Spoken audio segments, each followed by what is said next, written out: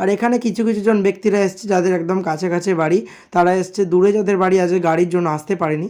আসলে বন্ধুরা, যে কোনো পরিস্থিতি হোক না কেন, তুমি যে কাজটা নিয়ে এগোচ্ছ বা যে কাজটা করছো, যার জন্য তোমার ফ্যামিলিটা দাঁড়িয়ে আছে বা তাকে তুমি ভালোবাসছো, সেই কাজটায় অবশ্যই অটুট থাকবে। যে কোনো প্রয়োজনে কাজটাকে একদম অবহেলা করবে না, এই হচ্ছে ব্যাপার। যদি সেই কাজটা থেকে তুমি সাকসেস পেতে চাও, আর এমন একটা কাজ মধ্যে দিয়ে আমরা আছি, সেই কাজটা আমরা সকলে মিলে করছি সবার জন্য, মানে নিজে কারোর জন্য না, আমি করছি আমার জন্য না, সবার জন্য করছি। তো সেই উদ্দেশ্যে এই কাজটা কখনো অবহেলা করলে হবে না। আর শুধু আজকে বলে না, ঠিক আছে, যে কোনো মানুষ যদি ইচ্ছা থাকে তো অবশ্যই হাজির হওয়া যায়, অবশ্যই কাজে আসা যায়। তো ছাড়ো, নেক্সট কথা হচ্ছে, এখন আমি একটু ছাদে গিয়েছিলাম, ঘুরে এলাম। তো এখনও প্রোগ্রাম কন্টিনিউ হচ্ছে, আর এবার প্রোগ্রাম পুরো শেষের পথে। তো ফাইনালি আমাদের প্রোগ্রামটা প্রায় শেষ হয়ে গেল।